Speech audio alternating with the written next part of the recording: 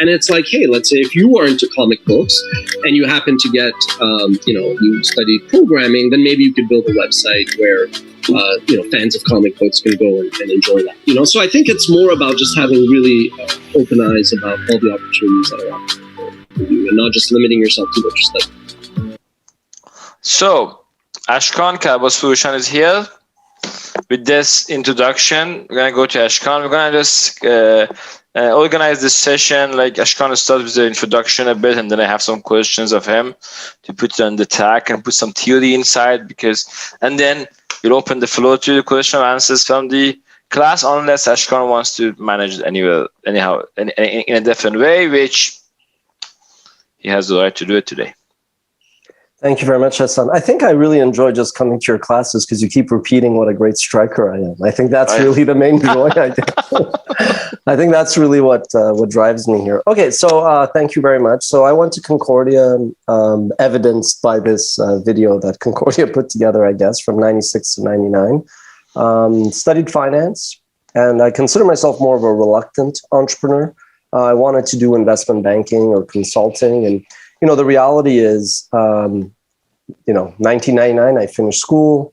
2000, the NASDAQ blew up and the stock markets crashed. Then you had 9/11.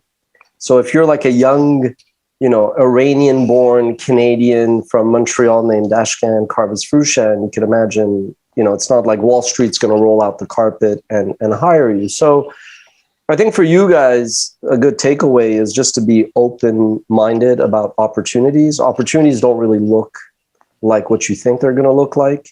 I was working at Royal Bank in customer service, and I loved service, and I loved, helping people. And, I would say my personal statement of purpose is actually here to serve.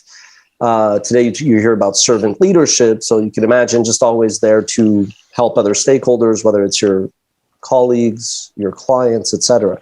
And so I was doing such a good job at RBC in customer service that one day when I graduated, I said, hey, I'd love to get a referral to Dominion Securities or wealth management. And my manager just said, yeah, there's no way we're going to let you go because you're just so productive that, we trained you and you're ours. So I was like, okay. So I resigned because I just felt like I had given them a couple of years. And if they weren't going to kind of support me in my career, it probably was a fait accompli that I should look for something else. So I ended up inadvertently turning to the internet. And I went to work for a search engine based in Montreal called Mama. So imagine it's the late 90s. Google doesn't really exist. And there's, 10 or so search engines. And one of them is this company in Montreal. And it's doing pretty well. And they wanted me to work in accounting. And I didn't really want to work in accounting. But nonetheless, I took the job and I ended up supporting the CEO and the CFO. And I realized that I really, really like startup culture. And there's always politics in organization. There's always people with egos and pride. And, as San mentioned, my writings, I write a lot about like the sins and the virtues. And I feel like that's a lot of what drives people. It's managing, greed, fear, good, evil, et cetera, et cetera. But I just felt that for me, given that I was very ambitious, very driven, the startup landscape allowed me to just be myself instead of like playing politics and all that. And what I realized was, okay, I like startups, but I found tech a bit boring. I felt it was a bit too zero-sum. There was always going to be a shinier toy. And I realized I was actually more driven to media than technology, and content in particular. I realized I really liked writing. And I wasn't just an executive or an entrepreneur, but I was actually a storyteller, or I strived to be a storyteller. So I would be like writing these articles and sending them to Fortune, and they would not even read them. But there was a couple of students who I'd gone to school with, and they had started a men's online magazine called Askmen. And so after Mama in the year 2000, I left Mama and I joined Askmen. And I really started to kind of gain clarity around what I liked. And again, a lesson there for you guys is it's okay if you don't graduate or today have a clear path, like A to B. It doesn't work like that. Like if this is point P, There's a lot of ricochet, detours, obstacles, setbacks, heartbreaks, headaches, betrayal, opportunities. Like that is part of the journey. But I really, really had a great run at Askmen. I was there for 5 years. I was a columnist. I was an interviewer. I interviewed, the founder of Playboy, Hugh Hefner, one of the greatest quarterbacks of all time, Joe Montana, before Tom Brady and before Pat Mahomes. I'm aging myself, but, great run. I was also doing sales and partnerships, but I really found my voice and I realized I liked storytelling. And so in 2004, we got approached by a much bigger version of Askmen called IGN, which you probably know. They cover gaming. And so IGN wanted to have a lifestyle brand, which Askmen was, to complement their strength in gaming. And they also owned at the time a movie review site called Rotten Tomatoes, which exists, but then they since sold. And so they bought Askmen. And then by 2005, I was 27, wasn't married. And, I came across a little bit of money and I was a minority shareholder. And I was like, okay, I don't think I have the leadership skills or the interest to be a president, CEO. Even when I was at Concordia, I remember the Finance and Investment Student Association, they were like, hey, do you want to be president of the organization? And I was like, no, I want to go party all the time. And, I was also working at the bank. So I was like, I don't really have the bandwidth. And, again, another lesson is it's okay. You don't have to be 16, a prodigy. You don't have to be 21 and feel you're going to take over the world. You do have to develop those things. And I kind of think I had the potential, but I don't even think I knew that I had that potential, right? And you had some teachers and some mentors who maybe saw that in you and see that in you. And you also have, and I alluded to this when Concordia was kind enough to include me in that top 50 list, I actually mentioned that I said, Concordia was a great experience because I learned that life's unfair. I saw teachers who weren't necessarily that supportive of students. I saw academic advisors who were doing some very unethical things. And that's not just Concordia. I'm not, throwing Concordia under the bus. That's just organizations. Greed, good, evil. These are things that you're going to have to face. There's going to be injustice. Look at what's happening in the Olympics. Look at what's happening with the Time's Up Me Too movement. Look at what's happening with the Black Lives Matters movements. There's a lot of injustice around you, and it's not like you feel bad for yourself, but those are also opportunities. And so, ultimately, I kind of just got to a point where, for me, I was tired of getting into disagreements with other people about what I felt was the right way, which is subjective, and you could be wrong, but how I felt was the right way to treat stakeholders, employees, colleagues, clients, suppliers, your city. And it's not like my old boss was wrong or was a bad person. It was just that we disagreed. And so for me, it was a matter of putting my money where my mouth was and say, hey, Ash, if you think that you have a better way of managing people and leading, step up, get in the ring. There's a great speech in, I think, 1911, Teddy Roosevelt, who said it's called Citizenship in a Republic. It's, man in the arena. And when I write about it, I say person in the arena to make it more neutral. But the idea is it's very easy to be in the stands and criticize, but very few people step in the arena and take that risk, expose themselves to criticism and ridicule and everything else. So by 27, I just said, let's go for it. But then I was like, well, what am I going to do? I had a non-competition agreement from Askmen that said I couldn't do a men's online magazine. I was a writer. I was good at sales, marketing, strategy, but I couldn't, do a men's online magazine. And storytelling was moving towards the web and video.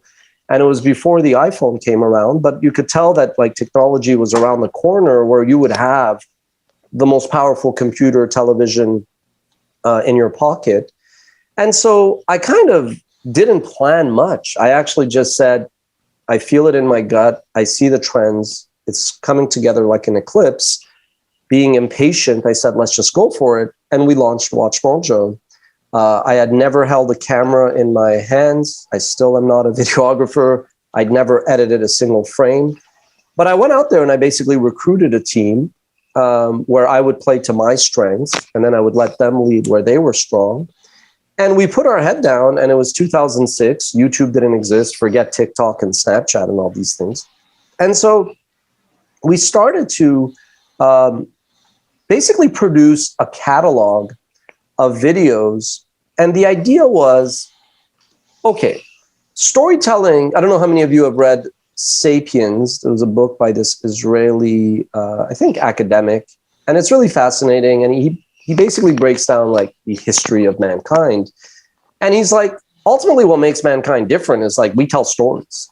You know, we get in a group and we share stories, and that kind of allows us to make certain decisions. It allows us to feel a certain way.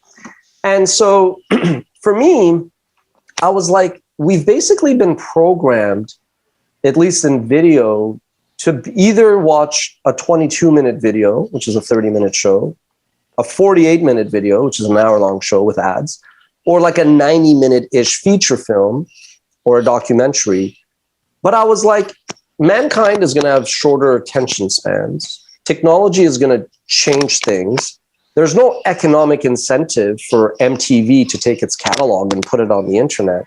So there's probably a 1 to 10 year window of opportunity where you could cover the stories and cover the topics that mankind's been interested in through video, but in a shorter format. So instead of having a 90-minute documentary about, you know, the Persian Empire, why not have like a 5-minute video on the Persian Empire, and then have a 5-minute video on the Iranian Revolution, and then like a 5-minute video on, you know, Tehran and your travel, and kind of like break up content in these little atomic models where you basically have a library with a video on every topic. So Watch Mojo's statement of purpose was here to serve. Vision, which is kind of your guiding light, it doesn't change. Your vision should always be constant. I felt it was to inform and entertain. And I felt right now it's with videos and videos for YouTube, let's say, but in 50 years, it might be a different way of educating. And then our mission, which is how you execute the vision, that changes because technology changes, economics, reality changes, demographics change. So our mission initially was with the video on every topic. And then over the years, it became covering people, places, things, trends that audiences are passionate about. Today, admittedly, we've evolved. And a lot of that goes back to 2012. 2012, I'd been leading Watch Mojo for 6 years. People in the industry were like, man, Watch Mojo, Ash and his team, they get the future. But we were not really a successful going concern, using the accounting jargon. We were losing money. We had lost about $1 million in aggregate, which by Montreal standards is a huge sum. But compared to our peers and competitors in New York and San Fran and LA, it was like nothing. But Watch Mojo didn't mean anything to anybody. You know, it wasn't like somebody woke up and said, oh, I can't wait to go watch the Watch Mojo videos today because they're covering biographies, cooking videos. It was a bit of everything. We had cooking videos, we had travel videos, we had entertainment videos. But it kind of hit me that I define focus as producing videos. But focus is relative. And for us, we were a bit all over the place editorially. So I was sitting there in New York at Madison Square Park. We had been turned down once more by an investor. And I came back to Montreal, and to paraphrase Donald Rumsfeld, war criminal, but occasionally saying interesting things. And he said, you don't go to war with the army you want, you go to war with the army you have. So I looked at my team, and while I'm a diplomatic person, consensus seeking, I was like, yeah, this is nonsense. We're everything to everybody, which means we're nothing. I said, if I look at our strength, if I look at the marketplace, if I look at the landscape, if I look at the team, we really should be doing the following. We made 4 bets. I said, 1, we're not going to compete on fashion, beauty, style videos or cooking videos. because the world has changed and UGC, user-generated content, is getting better and better. And the tomato sauce that we're making in our recipe, excuse my language, I won't actually use bad language, is not going to be as good as that 87-year-old grandma's video who is, 7 generations of Sicilian tomatoes going in that tomato sauce. We're not going to compete with her. Even if her kid is recording her grandson is recording her on her mobile, it'll look good enough. Our editing may be better, but you're not going to tell me that our tomato sauce is going to beat hers. So user-generated content is going to take over that world. And then as I kind of looked at what was happening, I said, if you look at demographics, and the greatest investors are good social scientists. I said, if you look at demographics, I said, kids who grew up effectively reading comic books, they're now decision makers on Madison Avenue, Silicon Valley, Hollywood, and Wall Street. I said, Disney is buying Marvel, is buying Lucas. I said, we should just cover this space. This whole entertainment vertical, and particularly geek culture, which today we call fandom, I said, this is going to take off. And I go, the data supports it. I go, we'll have somebody come in and out to watch a fondue recipe for 30 seconds to know when do I put the alcohol for the cheese to get together well. But they're spending 3 hours reading about Star Wars. I was like, if we're not going to make a better fondue recipe than the Swiss grandma, why would we put any energies doing that? So I said, let's narrow the focus to entertainment and really serve fans of these entertainment franchises. And then as much as I like storytelling and long essays and video essays, I was like, look, people have short attention spans. If you think of Letterman, Wayne's World, Moses and the 10 Commandments, people have always been drawn to lists. Let's just do top 10 lists. We're doing top 10 lists. We're doing top 10 lists and many other things. At the time, nobody was actually doing lists. 3, so that was a format bet. We bet on the top 10 format. 3, I was comfortable to take on fair use risk. We had good relationships with rights holders. They would basically, the record labels, the movie studios, TV networks, and gaming publishers, they would basically ask us to interview Justin Bieber and Lady Gaga and allow us to feature short clips of their longer works in our music video, in our videos. So I just said, let's go full tilt and just feature clips, because back then in 2011 and 12, if you went on YouTube and you typed Beyonce, you would come across some guy sitting on his couch telling you how awesome Beyonce was, which was a bad video. But then you saw Watch Mojo and it was like, welcome to Watch Mojo. Today we count down the top 10 Beyonce songs. And you would get short clips of the Beyonce songs, which was kind of revolutionary at that time. It led to a lot of friction with rights holders who were like, hey, wait a minute, are you allowed to do this? And I was like, we're allowed to do this, but it was still hard. And then the 4th bet was YouTube. It was clear to me very early that YouTube was going to swallow the world. YouTube was acquired by Google in 2006 for $1.6 billion. In 2011, I called Google's acquisition of YouTube the greatest mergers and acquisition deal of all time. Yesterday, Google reported that YouTube's quarterly revenue was $7 billion in 3 months, up 84% year over year. So luck, timing, you need vision, you need execution, you need persistence, but you need luck and time. And then when you know what to focus on, you need focus. So 2012 was the turning point. We put our head down. And I would say if I look at Watch Mojo's 15-year experience, and this might be a good segue because we want to talk a little bit about expansion and how to avoid, going from infancy to growth to decline, to mature to decline and death. The first 5 years were like the lean, tough years, 2006 to 11. 2012 to 2016 were our rocket ship years. We found product market fit, or as I call it, platform format fit. Top 10 lists featuring clips with voiceover on entertainment, fandom. That was the product. That was the format. And then we nailed YouTube. And then 2006, which was our 10-year anniversary, we could have slowed down. We could have sold the business. But I could feel that after 4 or 5 rocket ship years, we were facing a little bit of headwinds. So we decided to not sell and go for it. And we invested in 10 areas to avoid us from declining and dying. So Hassan, do you want to switch gears now and talk a little bit, do a Q&A about investment, expansion, growth, what worked, what didn't? You can talk about, let's talk about your expansion plans. What happened now? So now you are done with your successful entrepreneur.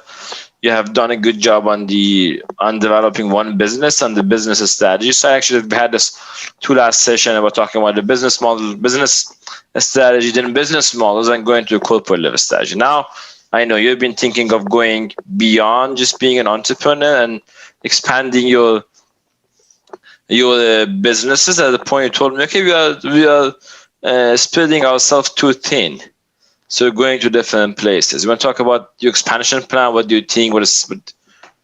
And then we go back to some more questions. Sure, of course. So let's go back to 2016. We're crushing it. Like literally, things cannot go any better at this moment. It's Saint Jean weekend. It's like a Thursday or, it's like a Wednesday evening. And so I want to log into my account on YouTube and I see I'm logged out. I'm like, it's weird. And I'm like, okay, whatever, I'm tired. I'll deal with it later. And then a few minutes later, I'm like, we've been hacked. So these kids hacked into our accounts. It wasn't fatal, but it really hurt us because the way YouTube works with the metadata, when we got hacked, they kind of reset all of our metadata, all of the description, all the title. They could have deleted everything, but in any case, it was too good to be true when we took over our account again and reverted all the changes. I was like, we dodged the bullet, or is there a ricochet boomerang effect? Narrator comes in. Yes, there was a boomerang effect. So that summer I was really paranoid. And I said, we can't do this. We have 30, 40 employees. We can't be counting on one thing. This one thing is like a golden goose that's amazing, but we need to diversify. So as any self-respecting entrepreneur would, I kind of said, we're going to diversify, we're going to expand. So the first thing that we did is we said, we need to make sure that we're not just a one-trick pony. So we said, Watch Mojo is an English language, pop culture channel. Let's start off and diversify at the very least and go into new international markets. So the first one really was geographies. I lived in Madrid when I was young, traveled to Spanish-speaking regions. I was like, let's go Spanish. So we launched Watch Mojo Espanol. And so for us, because our content was clip-based, but it was American pop culture, it was a double-edged sword. On the one hand, we could take our content and localize it just by changing the voiceover, but that also had limitations because if we're doing, most attractive actresses of all time, I don't know how well that's going to carry over into the Arabic speaking world. But even there was a lot of things we learned. Like in Italy, nobody's ever heard Sylvester Stallone's voice. There's an Italian actor who basically is always doing Sylvester Stallone's voice. So we couldn't take the same movies and feature the same clips.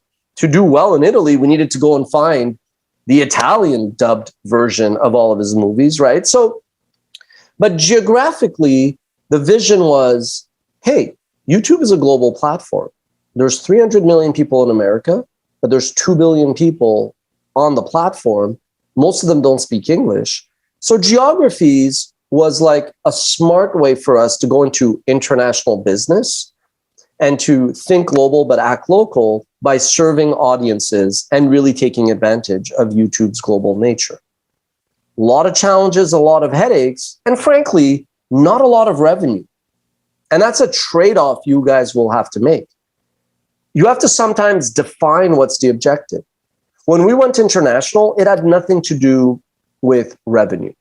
It was all about reach. Why? When I was in business school, I was like, why is Coca-Cola or MTV worth so much? It's because they were global brands. And global brands generally command greater goodwill, which is accounting jargon for brand equity. So geographic expansion, and today we have 30 channels that put us in 170 countries, was something that was always contrarian, but it explains why we've built this global brand. And when Universal Studios or when Paramount or when Warner Media comes to us now and says, hey, we'd like to work with you, it's because we give them global reach. But a ton of headaches, a ton of naysayers.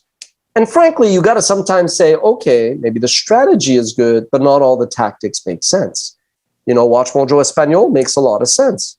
Watch Mojo Romania, so my best friends are Romanian, makes a bit less sense.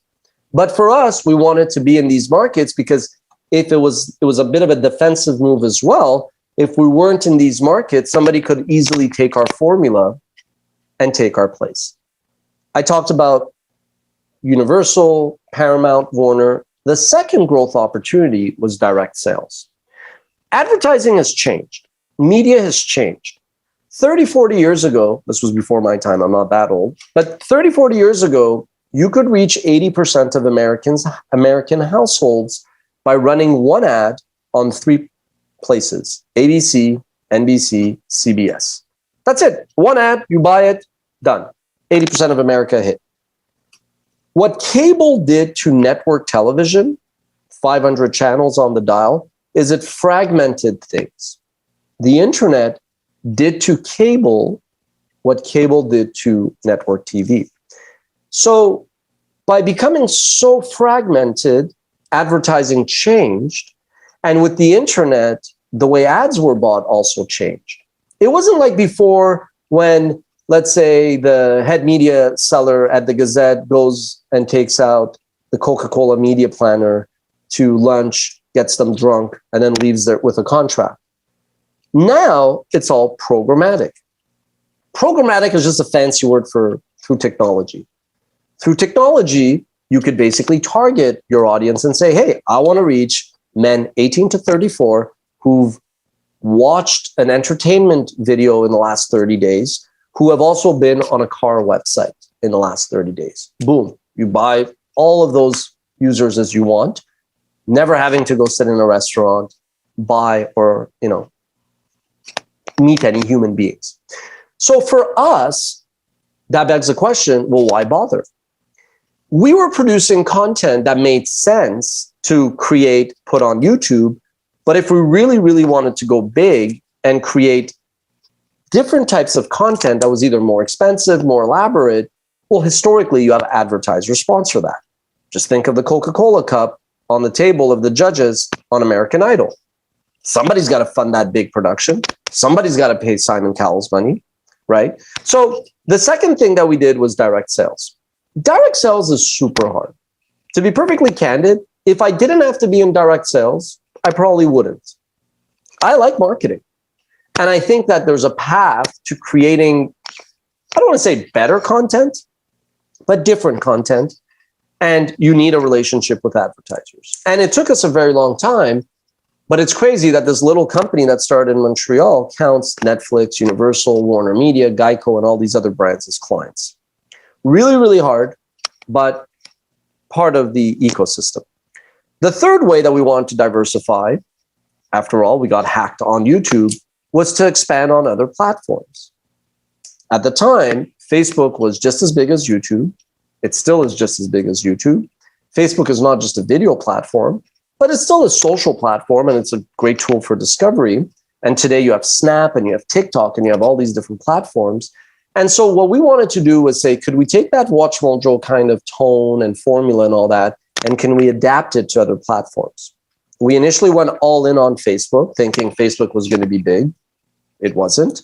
But a lot of the trial and error and experimentation that we did on Facebook we took those learnings and then we applied it to Snap. Last year, Snap was a huge business for us. This year, by staying patient, Facebook became a huge business for us. So in a span of a few years, we went from being essentially a one-trick pony to being fairly diversified on YouTube, on Snap, on Facebook, and now we're pushing on to TikTok and elsewhere. But the takeaway for you is the timing. One, you got to be patient. It took us 6 years to find that fit on YouTube. We didn't want to take 6 years on Facebook, but it wasn't going to be over 6 months. And then the other takeaway is sometimes the learnings, you could still take them and apply them elsewhere, as we did with Snap. A fourth way we wanted to diversify was Watch Mojo started off very general, not just demographics and editorially, but it was like producing everything. So by producing everything, it was a bit of a brand for everybody. But when in 2012, we went really hardcore into entertainment, it was a bit of self-fulfilling prophecy because we were a lot of young guys at the office. We had a lot of female employees as well. But a lot of the female employees who would come work for us were also fans of what we were producing. So our audience started to gravitate, and we had 80% men, 20% female. And traditionally in media, most publications will have about 10 to 20% LGBTQ demos. That's been historically pretty accurate. Female-leaning publications, Mademoiselle, Elle, ET, will have 70, 80% female, but they'll have like 30 to 40% LGBTQ. That's historically that has maintained. The internet is a weird, I love the internet, but it's a very weird in that it's different from traditional publications. We knew that we had a bit of a challenge.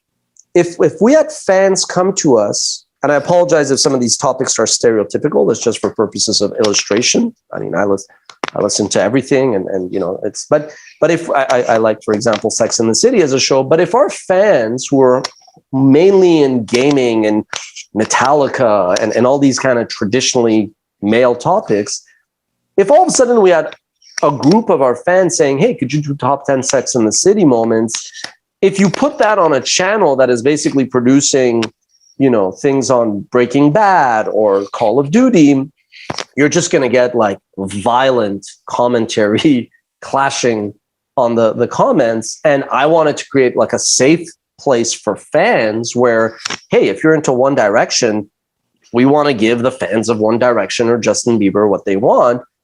But by virtue of putting it all on one channel, you're inadvertently kind of bringing the KKK and the Black Panthers into one arena and saying everybody's going to get along and behave. Well, it doesn't work like that. So we launched Miss Mojo. We thought we were doing a great service to our community. On day one, you could imagine there was outrage. We're a bunch of sexist pigs. We're gendering, we're Neanderthals. And you know what? I always say, whatever message you send out, put yourself in the shoe of the recipient. How will they think? On day one, I felt like I was a sexist pig from like a caveman era, but we actually stuck to our guns. And over time, we were right. Because the people online that were complaining were actually not really our fans. It was just people who complain all the time. The channel then developed its own audience, its own tone. And Miss Mojo today is one of the most successful products we've ever launched. It's a really healthy community. And it served its purpose, which was allow us to serve fans, clients that we could not have really served well in a safe way on Watch Mojo. We also then went into like Junior Mojo, and that wasn't that successful. It wasn't that the content wasn't good. It was just that reaching kids who are not necessarily sitting there proactively themselves watching things was just much harder. But again, it goes to show the lesson there is sometimes your instincts are right and you're going to get criticized. It's important to listen to the criticism and take what you think makes sense from the criticism and learn even from what you may be disagreeing with, but going, okay, I understand what the criticism is. But ultimately, to believe in yourself. If your instincts are good, if your intentions are good, you got to cut through that noise. And it takes a lot of courage and it takes a lot of resiliency, but it is a reality. We then, I mean, there's 10. I don't need to go through 10. I mean, I'd love to open it up for questions if anybody has questions, but we kind of did a lot of other things. You know, we also kind of pushed into data, machine learning, data science, where like, could we basically use stats to determine what people want to watch? And we realized it's pretty obvious what people want to watch. Sex, violence, the stuff that always does well, but we don't want to only produce sex and violence. In fact, we want to move away from that. We also wanted to move into other formats. We created game shows. We created semi-scripted. We expanded and dabbled into scripted. And you know what? We did some things that were pretty good, but we also suffered from innovator's dilemma where not everything that we did, actually, to be candid, nothing that we did was matching the success of our core initial top 10 movies and clips formula. And then we also kind of invested in technology because when you're in media and you're publishing, you just need good tools. And we felt like we wanted to have some tools. So 2016, we started this journey. Our EBITDA was really high. By reinvesting, our EBITDA was cut in by a third. It was a bit tough as an entrepreneur because the revenue didn't come right away. So, you know, throughout my tenure as founder and CEO of Watch Mojo, I've gone from being visionary who saw the future, idiot who's wasting his life on YouTube, super smart guy who figured out fair use, idiot for building a business around copyright material, brilliant guy and team who did this, super idiot. You know what I mean? Like, you got to also kind of understand, you got to have a bit of a mid to long-term vision. People have written about this. It's about being long-term greedy.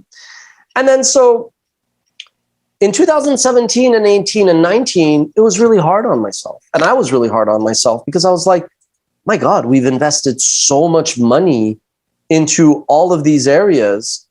And I was like, nothing is really justifying that investment. And I was okay with that. And then 2018, at the end of 2018, I was looking at all of these areas that we invested. And you guys might have heard the saying, in baseball, you could strike out 7 times out of 10, but you could still end up in the Hall of Fame. Because if you're batting 300, that's a pretty good average over your career. So when I looked at, literally, we had 10 areas that we invested, I was like, wait a minute, we have 4 or 5 things that are starting to pick up, but it was too premature to celebrate. 2019, we get another offer for an acquisition. We are hearing an epidemic is brewing starting in China. Italy and Iran have some cases. I was like, okay, this is clearly in an interconnected world going to spiral into something bigger. Do we just cash out, walk away? I think the smart thing would have been to do that. But entrepreneurs are crazy, obviously. So guess what I did? I didn't do that. But I didn't do it unilaterally. End of 2019, I looked at the numbers again.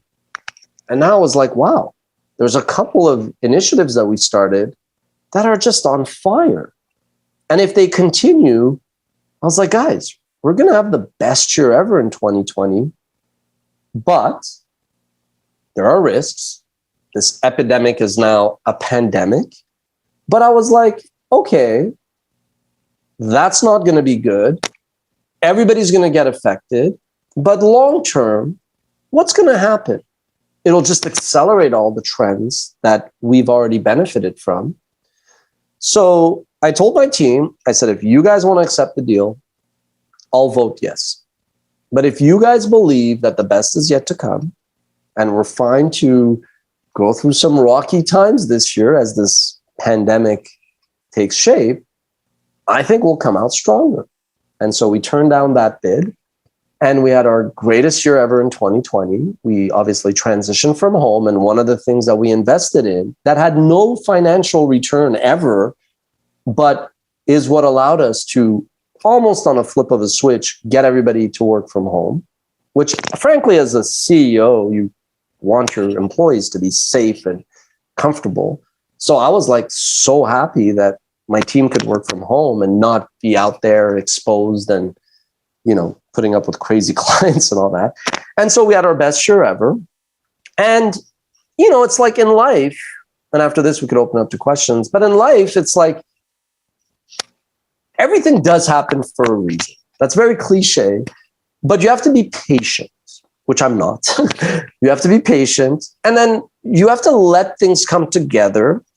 And I also think that sometimes what you think you are doing something for, that's not really why you were doing it, but it'll end up paying off in a different way. And at some moment, you'll just be like, it all makes sense now. So we had a great year. This year is also going really well. And again, it took not me, the team, collectively, the culture. It took a lot of courage, conviction, but also stupidity to take all the money that we were making in 2016 and reinvest it aggressively in these new areas. And I took a lot of heat from internal and external people that were like, why? Why did you take all these millions of dollars and reinvest it? But today, when I see, like, not that I care about, my number one priority is not what is the value of the business, but as a finance person, maximizing shareholder value is effectively your number one objective. For me, it's not. I view it more as stakeholder mindset.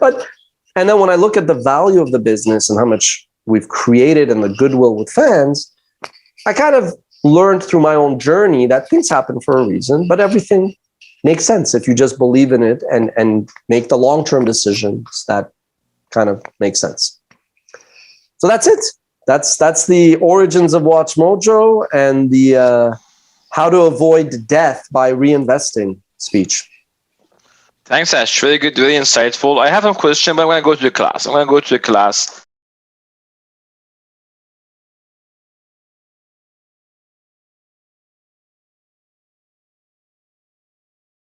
Yeah, I mean, okay, for better or worse, because I studied finance and I'm pretty good and strong in finance, and I wanted to do M&A. You know, other entrepreneurs sometimes are strong programmers or whatever.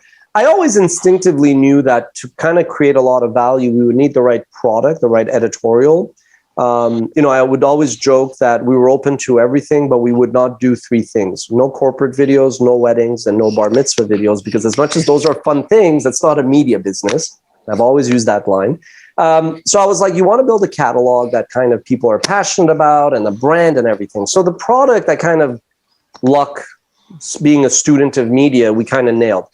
I also felt that like you need to have the right kind of like business model, right? Because if you're in the services industry, you command like 1 or 2 times revenue. But the kind of business that we're in, which is you have a catalog, it's evergreen, and you can kind of like use that and kind of like it pays a lot of dividends over time, you could command, you know, 5, 10, 15 times EBITDA. So you kind of create more value. So, but that all being said, finance, like the amount we were offered was really one of 3 things. It was not the main one. The main 2 things in M&A that you have to pay attention to, and this comes from Lazare and Brothers, which is like a legendary investment bank. One is the structure. And like I would always kind of go that if the structure doesn't make sense, the deal will fall apart during closing or after closing. And so oftentimes it was that, you know, at the end of the day, we're a Montreal-based company being courted by Canadian and American media companies. And because they wanted to protect themselves, they would kind of propose structures that I felt like in my gut, I was like, we're not aligned. This is friction. And I don't want to just take money. It's like you say, I do, the next day you got to live with the person. So I was like, I don't really feel like we're going to be aligned. Why would I set this up to just be fighting? And then the third one is culture, right? I actually think, you know, culture, communication, I've always believed in this. Like, you know, it's true. Culture does beat strategy. And so I then kind of sometimes would have cold feet because I would be like, well, we have a certain culture. If these people are coming, I do have a responsibility to the team and to the buyers for this to grow. So if the price didn't make sense, the structure didn't make sense, and the culture didn't make sense, it was kind of like 0 for 3. It would be very easy to move on. So that's kind of like why I wasn't for it. But it was also because as much as I say I'm a custodian of the brand, it's not my baby. I think entrepreneurs, you have to be honest with yourself. you have to be honest with yourself to say, if somebody buys the house, they could paint it purple and you have to kind of go, I love it. In fact, in our business, it's not like you're buying real estate where then you're like, okay, leave. It's now our house. Generally, people are buying an intangible asset. They want the team to stay on. So I just kind of always felt like there's a different scenario. If somebody wants to buy, replace me, I'm okay with that. But if they want me to stay and grow it, then my heart's got to be into it. And I got to be able to kind of like create value for them. So, you know, it was both a combination of very like tangible, quantifiable, quantitative reasons, but also a lot of intangible, instinctive things that I just felt like, okay, you're going to get a lot more money in your bank account, but you have a bunch of problems starting tomorrow. Does that make sense? What about IPO? IPOs, look, I'd love to one day run a publicly traded company, but that's also a lot of headaches. But I just don't think that media companies, like content companies, are well suited for an IPO. Because if you look at BuzzFeed now, so BuzzFeed for years has tried to kind of IPO. They had an offer from Disney, which they turned down. In hindsight, but, you know, who cares about hindsight? You know, they are on the path to IPO. It'll be done through a SPAC, which is a special purpose acquisition corporation. I think generally speaking, the growth rate of content companies is not really what most public investors want. So I'm not against it, but realistically, I view WatchMojo as a lot more interesting as an asset for a company that is doing a roll-up. It's not like I lack the ambition and the drive, but realistically in M&A, it's like gobble or be gobbled. There is so much capital out there, and there are so many better funded companies that just have been around longer, and they kind of took, you know, I could have raised venture capital. At first it was hard, and then once we had momentum, I could have. But there are so many more companies that are bigger with more stronger balance sheets that I feel like we have a great hand to play with.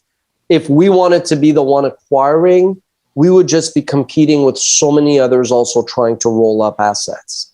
And then all of a sudden you're just bidding up assets, you're just bidding up the prices. So ego aside, everybody has ego, but you got to have a healthy level of ego.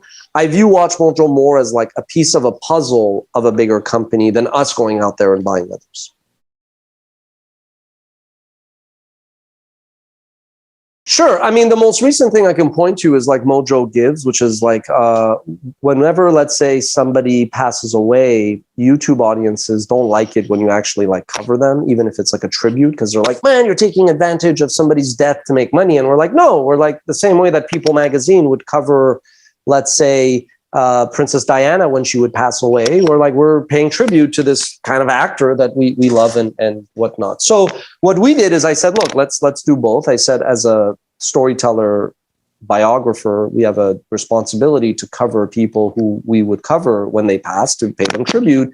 I said, but let's take all the money that we would generate through ads and give that to a charity that's related. So if somebody passes away from prostate cancer, we would give it to like a prostate cancer foundation. When Kobe Bryant passed away, we took the money from that video and gave it to the Kobe Bryant foundation that he had. And we do that, and it's very transparent. And it's also, I don't necessarily want to set up a foundation. There's a lot of work and overhead.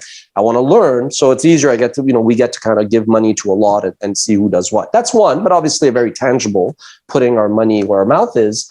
Otherwise, I think it's a lot of like recognizing that with great power comes great responsibility. We've always been very much educational, meaning it's inform and entertain. And I think when we were younger, smaller, as like a scrappy startup, we did sometimes do like top 10 brutal dictators, because I felt like, hey, if kids are not really into history, maybe we kind of like find a way to cover, you know, the brutal regime of Stalin and like the atrocities of like Nazi Germany. And so we would kind of effectively do, you know, a recap of World War II and what happened in the USSR or in Cambodia and many other places. I agree that like doing that today, people would be like, oh my God, it's shock, it's clickbait. So we also internally recognize that, hey, we have to change. But then you also look at just terminology and semantics, right? I mean, like we may have done a video 7, 8, 9 years ago, good intentions, but maybe, actually we've never done this, but I'm just going to use it as an example. Let's say if you had Bruce Jenner, and I actually apologize. I don't think transition is actually an accepted word. So I apologize for that, but the word doesn't. But let's say it's now Caitlyn Jenner. Let's say in our entry, we referred to Caitlyn Jenner as Bruce Jenner. Accidentally, no intentions, not to use her dead name. But let's say 2 years later, that's not accepted, and a viewer emails us and calls us out on it. So we get those. We get that sometimes. It's like you did something years ago when society viewed things differently. The N-word has never been acceptable, the bad N-word, but Black people were called another N-word that was somewhat acceptable, and times change, right? So we also kind of do a lot of that behind the scenes, where we get people emailing us, and they're sometimes disappointed in us, and we feel bad, but we're like, our intention wasn't bad. Is this a legitimate complaint that then I wear the ombudsman hat that we have to answer, address, educate our team? Or is this just, and I don't like words like woke, cancel culture, but that, I'm like, or is this just like kids complaining about everything? And that's not an obvious discussion, because at some point, like I go, well, if we're going to talk about courageous athletes of all time, well, we should mention that when Jackie Robinson broke the color barrier, racism was around.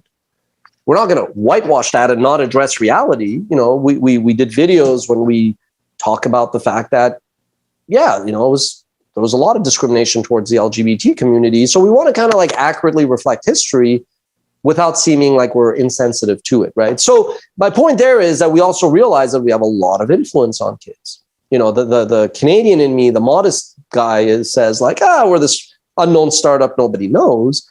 But that's like abdicating our responsibility. Hey, we reach 150 million people in a lot of different countries. And yes, if we go out there and we condone bad behavior, maybe the little Joey growing up is also going to act poorly. You know, we've done a lot of video. I'll sometimes just step in and say, well, context matters. So we could leave. A big thing is like the Louis C.K.'s and the Bill Cosby's. If you do the top 10 most successful comedians of all time, let's say, and you exclude Bill Cosby, and I'm not saying he would be on the top 10 list, but just we've had this discussion like every day. We're like, do we erase people's contributions to the arts? There's a lot of bad dudes out there and bad people in business and entertainment and sports.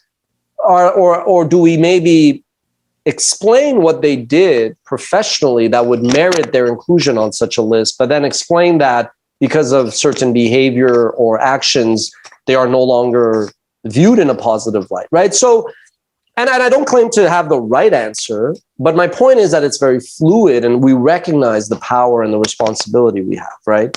And then there's other stuff, like with many stakeholders, with my employees. Even when we were losing money, I made a decision to bring everybody on as full-time employees so they had health plans and paid vacation, because even today people talk about mental health. I was talking about that, 10, 15 years ago. So it was to give young creatives, especially in Montreal, where English media, there's not a lot of jobs. I mean, now there are, but 10, 15 years ago, it was tough. CBC was shrinking. Gazette was in disarray, because of just the shift of print. So with each stakeholder, it goes back to why I started a business. It wasn't that I felt like I was better than anybody else at all. We all have, bad traits. We all have insecurities. We all have good and bad. But I always wanted to do the right thing or try to do the right thing with every stakeholder. And I think overall, we have a really good batting average, so to speak, but it's hard because we cover so much content and everything remains online that it's also very easy to come and find one thing and be like, oh, really? A perfect example, and I hope I've answered your question, and I see Ashish has a question. We featured Dancing in the Streets with Mick Jagger and David Bowie in a ridiculous music videos. Lighthearted, no ill intent. But effectively, what are we saying to a 13-year-old gay boy? That two guys dancing together is ridiculous. That's not what we meant, but that's how it comes across. Now, do you take it down? Do you leave it up? Do you put a pinned comment? Do you put a description? So these are all the things that we do. Our intentions are good, but we also go, okay, that's a bit benign. Maybe we leave it up. But so where do you draw the line? Anyway, all to say that whether it's with every stakeholder, community, employees, viewers, clients, et cetera, I definitely get a bigger kick out of doing the right thing, having a good reputation than money and success and fame and all that. But it's hard. It's hard because, you know, younger audiences especially have a very different sensitivity than you know, someone like me who's in his early 40s.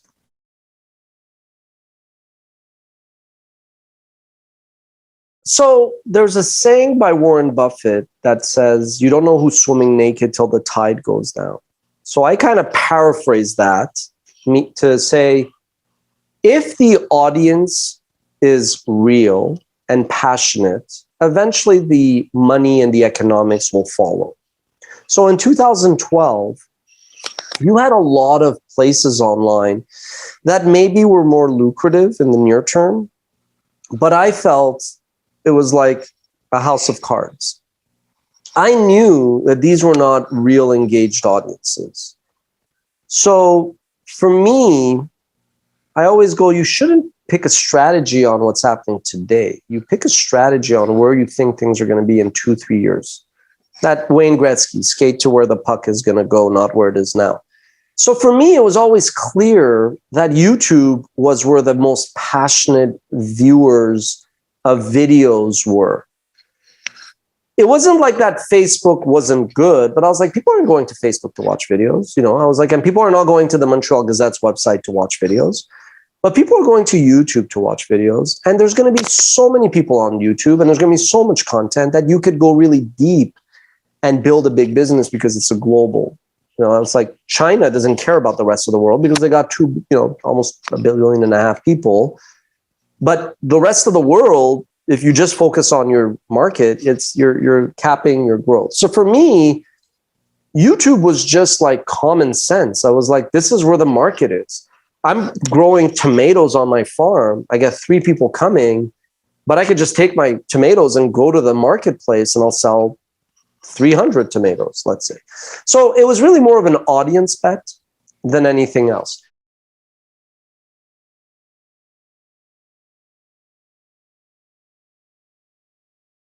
Now, in terms of expansion, yeah, look, I mean, a few years ago, I met, we let's take a step back. I talked about formats. So we've looked at expanding into everything: video games, board games, card games, scripted shows, game shows. We don't lack ambition. But the way the world works is, if you're Netflix, but it applies to gaming as well, Netflix is not going to be like, oh, it's great, Ash, you built this business around top 10s and clips. Great. Okay, here's $5 million. Why don't you go develop a scripted show? They're going to be like, you should come back to us with a partnership. Partnerships are hard because we talked about good and evil. I am a lot more give to get than most people are. A lot of big companies and a lot of people, it's a lot of like me, now. To be very candid, it's really hard to come up with fair deals that are sustainable, that both parties would go for. I recently wrote an article called The Healing Power of No, and I touched on Anthony Bourdain. There was an article about him and his suicide. Robin Williams, it was his birthday. If he was alive, he'd be 70. So I talked about ambition, depression, suicide. I'm a pretty happy-go-lucky guy, but I opened up about really driven people and how you're always trying to expand. And I opened up. I said, I've had conversations with companies.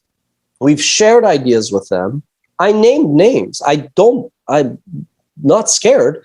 I name names of people that we've had conversations. There's nothing defamatory, but it's pretty clear that I'm like, hey, when you open up to partner with people, people have to act in good faith. And sometimes the other person isn't that much into partnering. They want to do things themselves because human nature in general tend to be greedy. They tend to be fearful. So I remain as interested as ever in partnerships. I remain as interested as ever in expansion in every way. But the more success we've had and the older, more experienced I get, I won't lie. I'm not the 21-year-old that's sitting in a Concordia classroom with these dreams that is so eager to prove himself and prove himself to others.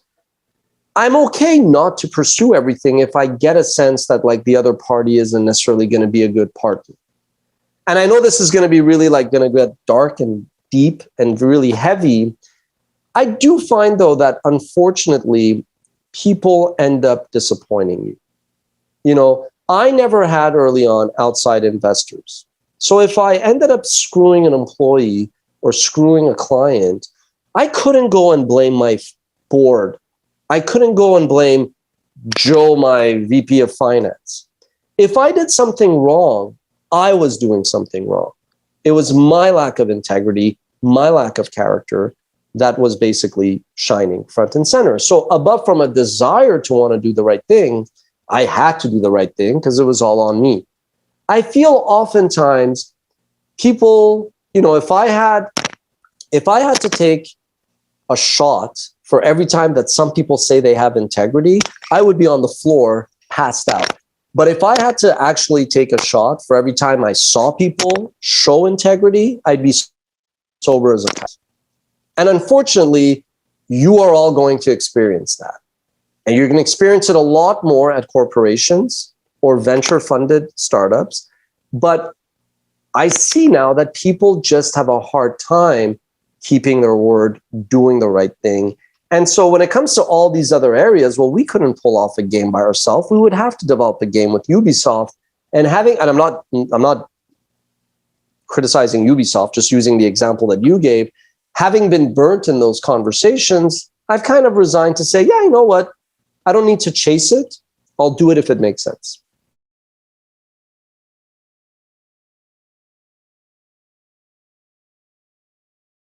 There are no real successful cases at scale where people take their audience and drive them to another platform or their website.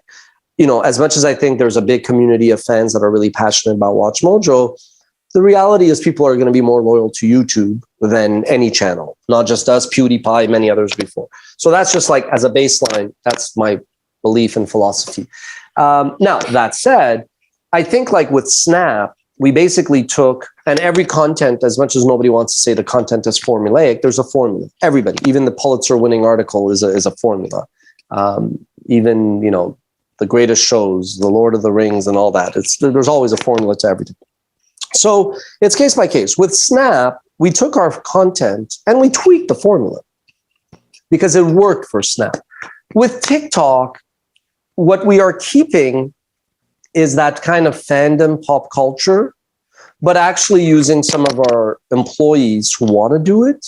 So it's actually a bit more hosted. There's people, personalities. So it's not necessarily like we always just take the same thing and tweak it a little bit. If it makes sense, like on Snap, we will do that. But with TikTok, we're taking a very holistic, fresh approach, saying, you know, we have 700 or 600,000 followers compared to 25 million on YouTube, just on Watch Mojo. If you include Miss Mojo, Watch Mojo Espanol, we're at 45 million. So we actually just go in there with no sense of entitlement. And we're like, look, we got to build it from scratch. And so it's a lot of experimentation until you find, again, that fit. But yeah, no, on TikTok, we're kind of viewing it as a native new experience.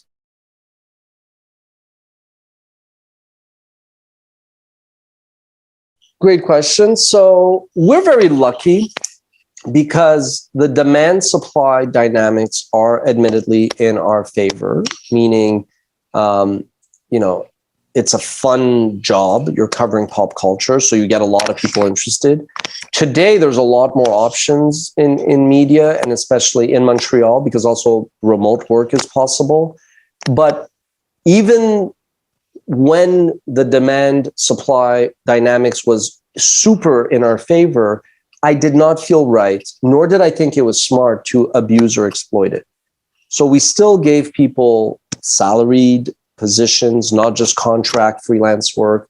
We gave people, like I said, benefits, vacation, and all things that are normal, but that a lot of companies don't do because a lot of companies are lazy and, they don't, doing the right thing is hard. Doing the right thing and the fair thing is hard.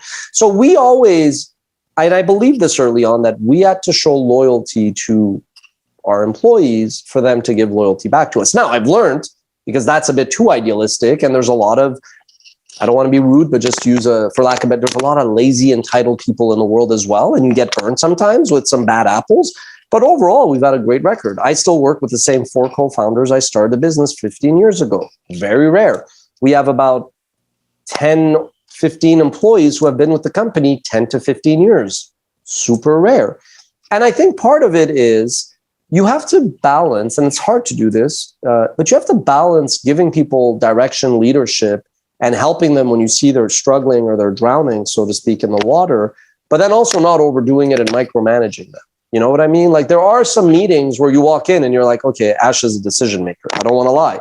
But in actually 80% of the meetings, let's say if we're still in an office, you can't tell that I'm the boss. You're like, there's 7 people in this room. Everybody's talking. This guy, Ash, is being overruled by this intern. Ash can't possibly be the boss. So then the intern at a young age is not going and fetching me coffee or making copies.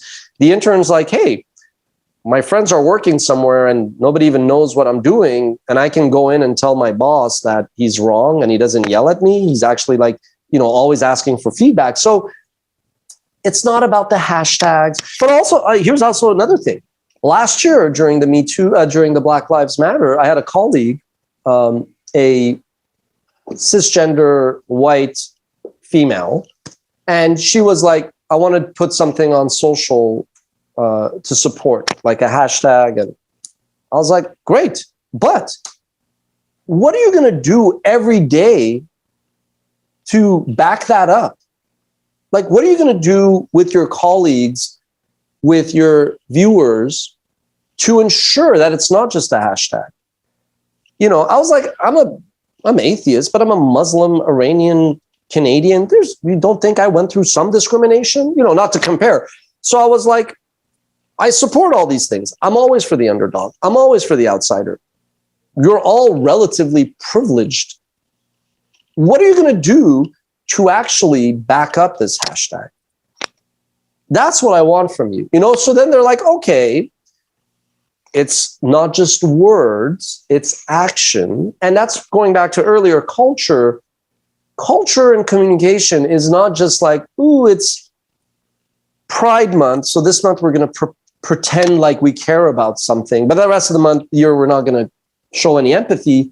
It's actually doing the right thing when nobody's watching. Like, I've been in meetings when sometimes,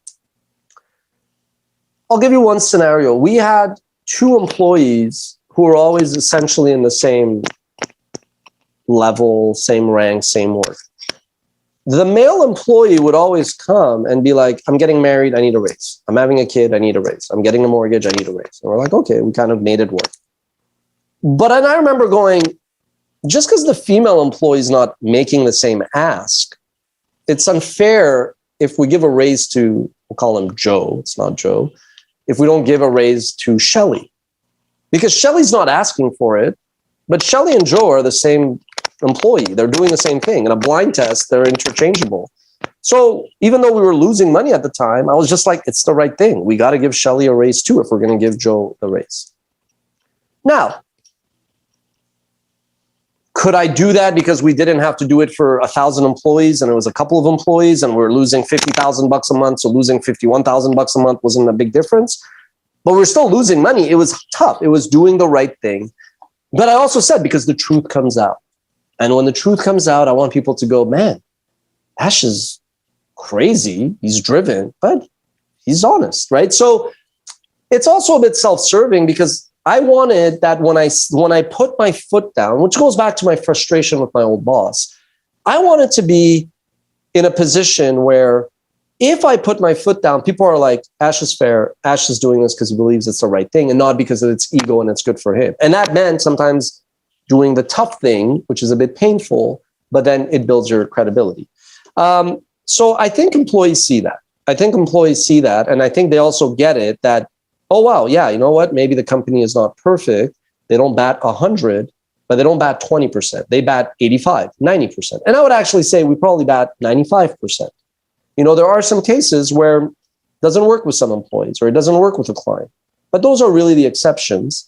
And I think through repetition and practice of always trying to do it well, I think employees do see that. I think employees legitimately are smart enough. And I give a lot of credit to young people now. Yes, the reputation of some people are lazy, entitled, whatever.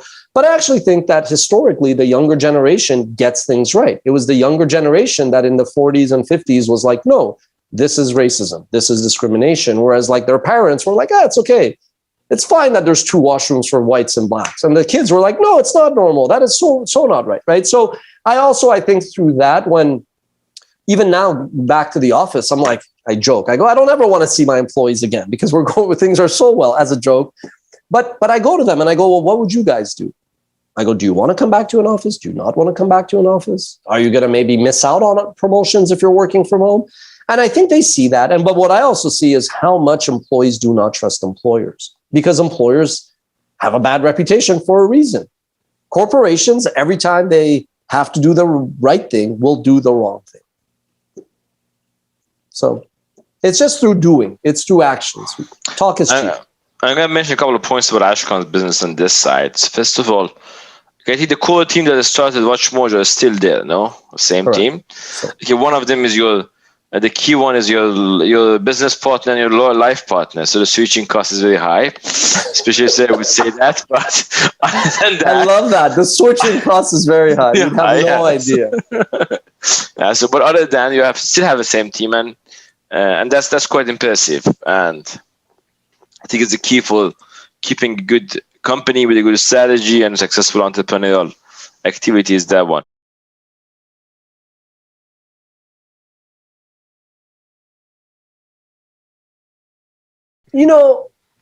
From 2006 to 2011, I was actually very rigid in hindsight, where I was like hitting my head on a wall and kept hitting it, hoping it would change. It was the definition of insanity.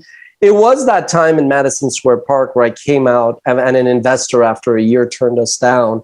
And I just said, I know what I'm doing wrong. And I came back and I said, we got to narrow in those 4 bets. It was like literally, I was like, I know that we need to focus.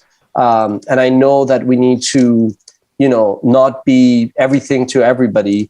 So in a way, it's kind of like we were doing one thing, and I'm going to put the post here to an article I wrote. It was like we were doing one thing, which was trying to be everything.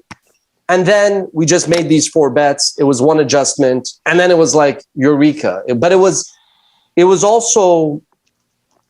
good that we still stuck and focused, because if you pivot 4 times or 3 times, you're back to square one. So sometimes you pivot too much.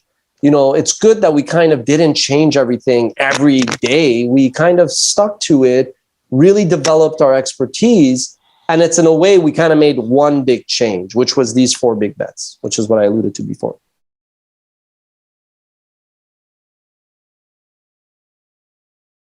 To be fair, I also realized that I've not done enough. And not to be super dramatic, and I'm very hard on myself, but what I realized was, because I was actually, look, I joke that I'm as Muslim as a BLT. I grew up here. I'm as Canadian as they are. I never felt as an outsider until like maybe 9/11 or around Concordia. I was like, oh, maybe I am a little bit different or an outsider. But I didn't discriminate. Like I would kind of like, you kind of wanted to support, it was a lot easier for us to recruit, groom, develop women to grow into more senior roles. I'm very proud we never had like a Me Too scandal, knock on wood. We had one complaint, and think about it, we hire very young kids who are like on one day partying at like Concordia, the bar, anything goes, it's just fun times. That same group then comes into an office, yet they behave, because there was always an element of respect and not putting up with people exploiting their upper hand and rooting for the underdog. I was like, yeah, this seems like it's kind of like an abuse of power. But as much as I always wanted to also recruit, Black employees and recruit and retain them, it would be, sometimes people don't want to work in an office. And I understood that because we're dealing with creatives who wanted to be documentary makers, filmmakers, artists. It's not like they want to be in an office. And so when the Black Lives Matter movement was happening, look, I love my team, but I realized that I was like, hey, I have kind of like disproportionately hired a lot of just white people. There's nothing wrong with that. But I was like, well, Ash, why are you surprised then when, let's say in a video, the choice of B-roll may not be as sensitive? It's not that this employee meant any malice, but they didn't understand. And I'll give a very extreme example. Imagine if Concordia did this very same video that Ehsan showed at the beginning, and they were to say, Ashkan, who went to Concordia, was born in Iran and then blah, blah, blah. But the B-roll they show is of the embassy hostage taking. A bit extreme, but hey, you go to Getty to find B-roll, you type Iran. Maybe the number one search engine for B-roll is the Iranians storming the American embassy in 1979. It's not technically wrong B-roll. They're not showing B-roll of Indonesia, but that's really insensitive. We had a situation like that, not that, but that's the example I use because I told my team privately, I said, guys, I will defend you out on when people on social media are blasting us for this B-roll that we chose that is clearly very insensitive. It was a video where I think it was Nicki Minaj, and we said that effectively she dresses a bit provocatively, and even I don't think the word was trashy, but that's what kind of they were getting at.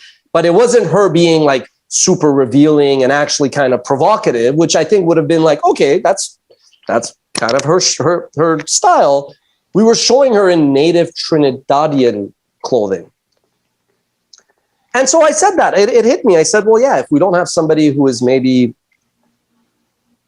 comfortable, familiar with the culture, there was no malice, but the B-roll clearly is going to be offensive to people. Again, and even the smallest thing, I go on a very deep kind of like, hey, what does this mean? And so I kind of told my team, I said, I will protect you guys. I'm not going to throw anybody under the bus. It's been a while. This is an academic forum. But I did kind of say, hey, Ash, it's on me. It's true. If you don't have people who are, there was a company recently, they wanted to show like top 10, 50 Asian Americans in digital media. And they showed the same person twice. It didn't occur to them that it was the same Asian American. And there was no malice. I understand how that error would have happened, but it's not just talking. That's what I mean. Like hashtags are nice, messages are nice. I even said, it's easy to be like, oh, we're going to do a video on this actor who died tragically of prostate cancer. It's really easy to write a check and give that money to the prostate cancer fund. But I'm like, well, what are we doing? What are we doing with our voice? What are we doing with our clout? What are we doing to actually be a positive influence? And it's hard. It's really hard. And in fact, like if I ever kind of just disappear, a lot of it is that there's a lot of pressure. You're exposed. You do a video. You spend 100 person hours building it. So many layers of fact checking and proofreading and quality control, and then a slight error, and you get 100 million people bashing you over it. It's part of comes with the territory. But so it is something that I'm always thinking about and trying to not break our culture, but improve it and, make sure that we're better today than we were yesterday. I know you have, I promised to finish by 7:15, and I know you have a soccer game which I cannot attend today. I cannot attend today because my left hand is hurting, and as a goalie, I cannot play with one hand, even if I'm David De Gea and Man United. So the key there, because I'm going to ask you two quick questions. First of all, you are working you are now acting as an investor for many, and you are investing in different companies in different fields, and giving them so either like the investing of time or money. So what is the main criteria you take into account when you are looking at the companies and investing? So I really like to support the next generation of storytellers and entrepreneurs, but also those who may not be able to. Look, obviously there is it's a for-profit vehicle. It's not purely philanthropic, but I do want to help entrepreneurs that maybe are not going to be getting that slam dunk investment from 15 others, but where there may be a good business. Now, it may not be a venture business that's going to scale and be like a unicorn, but that I feel will solve a problem or help or do something. Especially if our support could then open up other investors. That's kind of where I look at like a more well-rounded.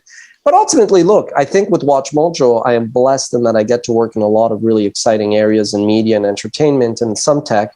But I think part of it is also complementary. There's a lot of things that wouldn't make sense for Watch Mojo to support. So if I could help personally, financially in another way, then I kind of feel like I'm on this planet. How could I help as many people as much as possible? And it's a pretty easy way. And also because I was turned down by so many investors, and so many were like, yeah, we're going to invest. And they would kind of back out at the last second or invest in our competition, their loss. That I just kind of view it more like that, just to, help as many entrepreneurs and storytellers as I can. So is it the team or the idea or the It's business? all of the above. No, in some cases, I'm not that rigid about things. So I believe sometimes it's all about the idea. Sometimes it's all about the teams. Sometimes it's all about one person. Sometimes it's not one person. It's just like great at execution. I don't believe in being that rigid. I don't think success comes from you could be creative, but in this box, or you're going to be successful because you went to Harvard. Look, at the end of the day, there were always two people in my life. There were those who saw something in me and were like, Ash, and I could see it in their eyes, and they would see something that even and this is more for you guys, I'm not saying this to pat myself on the back. That's key. People in your life are going to come and see things in you that you don't see yet. Pay attention, be alert to that. I had a lot of people that were like, Ash, you have something. And I was like, what? I'm not going to do anything in life. But there were a lot of other people that just didn't believe in me, and they just didn't feel like I would go anywhere. And obviously, like many driven people, that was a tremendous source of motivation.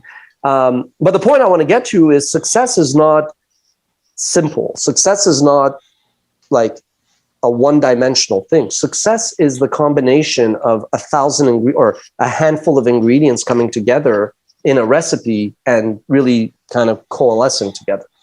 So I don't really look for one thing. I look at a number of things. Okay, so my second question, and every morning that you wake up, now you have you have a success behind you, you have the company working. So what is the main driver of your business journey now?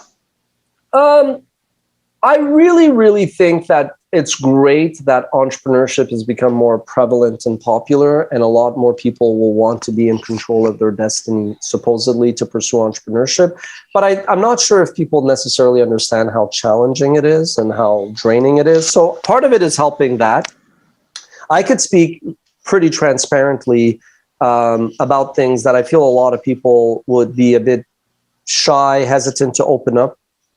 I have no problem talking about the company's successes and my personal setbacks and failures and things that I would do differently. I don't feel like by opening up and saying, hey, there was a situation, I went about it this way, I should have gone about it that way. I don't feel like all of a sudden my board's going to come tap me on the shoulder, say, give me the baseball, you're out of the match, we're going to put somebody else in. So I kind of feel pretty at ease to open up about, the good, bad, and ugly of entrepreneurship. But it's really that. It's just to basically help the next generation of entrepreneurs understand what it takes for them to be successful. Okay, that's good. That's good. You want to talk about one of the setbacks very fast? Too many. But if you want, you should read contextisking.com, which is a website that we started there's a video channel, ContextTV. We produce a lot of videos that talk about entrepreneurship. So ContextTV on YouTube or contextisking.com for articles.